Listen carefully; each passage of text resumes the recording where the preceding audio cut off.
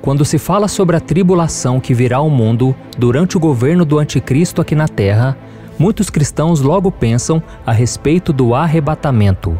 O arrebatamento é um evento apocalíptico onde Jesus Cristo busca sua igreja, e isso gera um grande debate dentro do cristianismo, não sobre o arrebatamento em si, mas em relação a quando ele vai acontecer.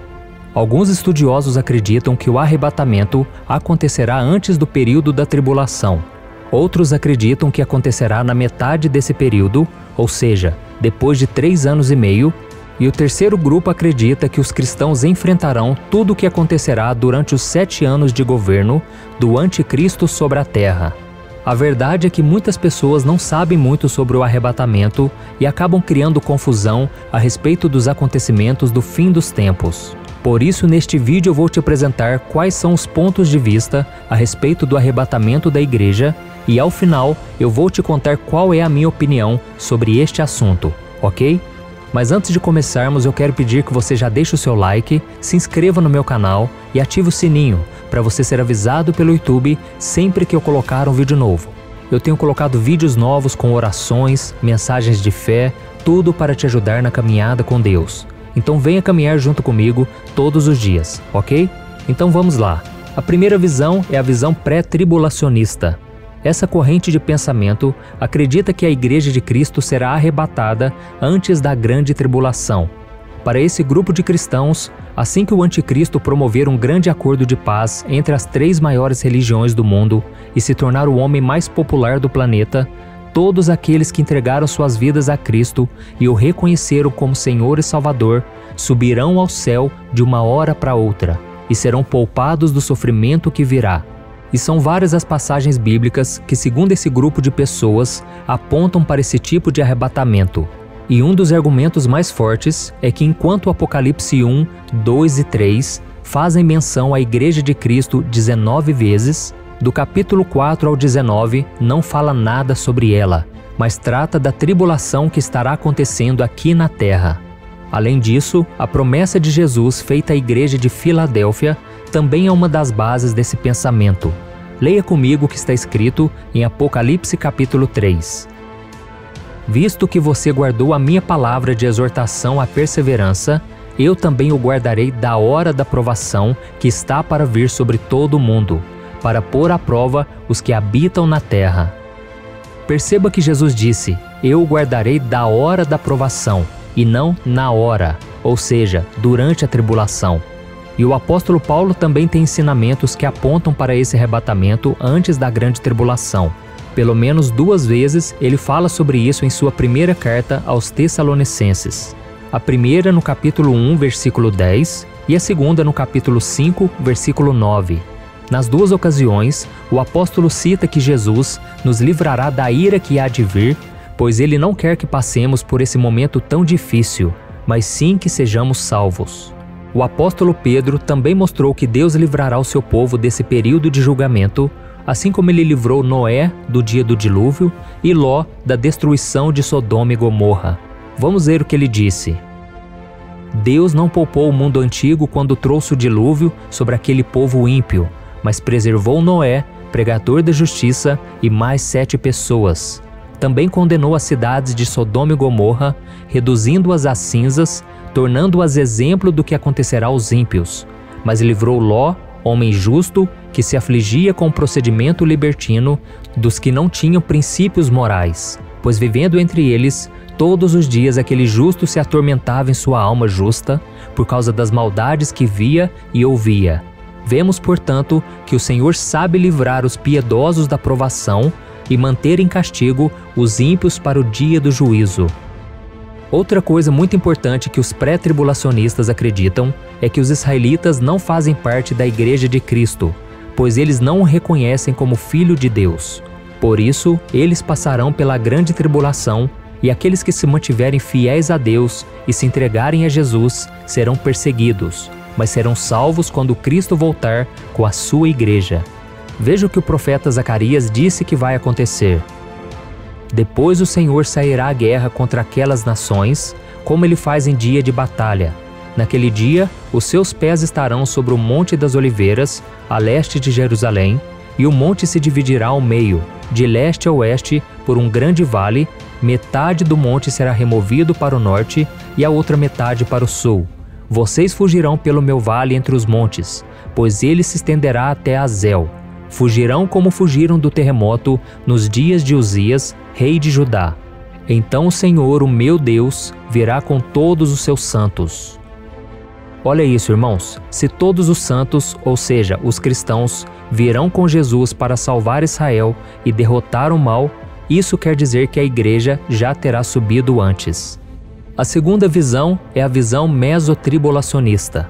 O mesotribulacionismo defende o pensamento de que a igreja passará pela primeira metade da tribulação, ou seja, os 3 anos e meio de um total de 7 anos. O principal argumento é que a igreja precisa ser provada para saber quem de fato é, ou não, fiel a Deus nas adversidades. Porém, eles não encontram base bíblica para isso. Apenas se apoiam na ideia de que o cristão precisa ser provado para mostrar sua fidelidade, assim como os apóstolos do passado que sofreram terríveis perseguições e não negaram sua fé. Os mesotribulacionistas têm como base principal 2 passagens bíblicas.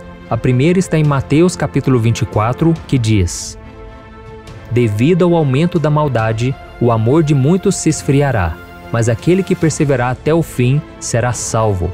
E este evangelho do reino será pregado em todo o mundo como testemunho a todas as nações, e então virá o fim. Assim, quando vocês virem o sacrilégio terrível do qual falou o profeta Daniel no lugar santo, quem lê entenda. E então os que estiverem na Judéia fujam para os montes. Quem estiver no telhado de sua casa, não desça para tirar dela coisa alguma." Ao usarem essa passagem bíblica, os mesotribulacionistas entendem que a igreja será perseguida pelo anticristo. Porém, devemos entender que o capítulo de Mateus 24, que se refere à grande tribulação, aplica-se principalmente aos judeus e não à igreja. E a segunda passagem bíblica que eles têm como base está em Apocalipse capítulo 11, o versículo 11 e o 12, que fala sobre as 2 testemunhas. Vamos ler. "Então eles ouviram uma forte voz do céu que lhes disse: 'Subam para cá.' E eles subiram para o céu numa nuvem, enquanto seus inimigos olhavam. Naquela mesma hora, houve um forte terremoto e 1/10 da cidade ruiu. 7.000 pessoas foram mortas no terremoto. Os sobreviventes ficaram aterrorizados e deram glória ao Deus do céu." Esse capítulo de Apocalipse 11 fala sobre as 2 testemunhas que aparecerão na primeira metade da tribulação e profetizarão por 3 anos e meio. Depois elas serão mortas, ressuscitarão e subirão ao céu, conforme acabamos de ler.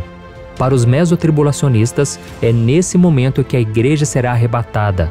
Porém, esta passagem mostra claramente que somente as 2 testemunhas serão arrebatadas. E a terceira visão é a visão pós-tribulacionista. A principal ideia dessa corrente é que a Igreja de Cristo não será arrebatada antes ou durante o período da grande tribulação, mas que ela passará por todos os sofrimentos previstos na Bíblia durante os 7 anos que antecederão a volta de Jesus e o juízo final.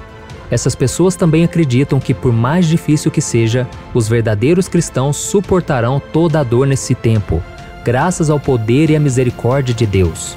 Eles defendem que o arrebatamento acontecerá no final, ou perto do final, da grande tribulação. A igreja irá encontrar com Cristo no ar e em seguida retornar à terra para o início do reinado de Cristo. Em outras palavras, o arrebatamento e a segunda vinda de Jesus para estabelecer o seu reino acontecerão quase simultaneamente.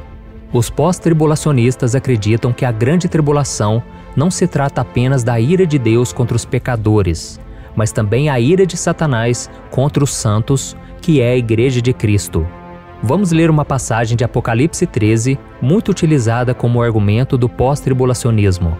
A Bíblia diz: "Aquele que tem ouvidos ouça. Se alguém há de ir para o cativeiro irá.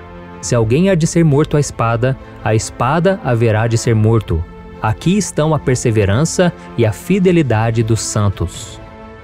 Um outro argumento dos pós-tribulacionistas é que Jesus, quando ele falou sobre o final dos tempos, ele disse que voltará depois de uma grande tribulação. E no livro de Apocalipse, com todas as suas profecias, menciona apenas uma vinda do Senhor e isso ocorre após a tribulação. Além disso, a ressurreição dos mortos, em Apocalipse 20, versículo 5, é chamada de a primeira ressurreição.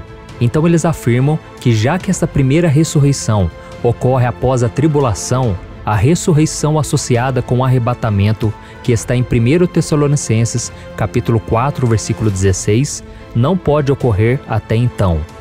Então, para concluir, se você esperou até agora para saber qual é a minha opinião sobre o arrebatamento da igreja, eu vou te contar. Eu acredito que nós cristãos, que amamos a Jesus e o servimos de todo o nosso coração, seremos levados ao céu quando o anticristo for revelado, ou seja, antes de começar a tribulação. Eu acredito que nós não passaremos por esses 7 anos aqui na terra, pois a Bíblia diz que quem está em Cristo não está sob condenação e nunca experimentará a ira de Deus, e sim estará na glória com o nosso Senhor e Salvador, que entregou a própria vida na cruz para nos libertar e nos salvar. Mas eu respeito as outras duas correntes e acredito que o foco do cristão deve ser pregar o Evangelho, preocupar-se com a sua salvação e não ficar discutindo ou criando contendas. A Bíblia diz que a volta de Jesus será com poder e grande glória. Sabemos que durante a primeira vinda de Cristo, ele veio de forma humilde, foi rejeitado e desprezado pelos homens. Mas um dia ele voltará como Rei dos Reis e Senhor dos Senhores. Neste dia, o mundo inteiro verá e saberá quem realmente Jesus é. Amém? Por isso, independente se o arrebatamento for antes, durante ou depois da grande tribulação, nós devemos estar sempre preparados, todos os dias, até chegar o momento em que seremos levados para o céu, onde viveremos ao lado do Pai por toda a eternidade. Amém? Eu sou o pastor Antônio Júnior. Se você gostou dessa mensagem, compartilhe com seus amigos, familiares e se inscreva aqui no meu canal. Deus te abençoe.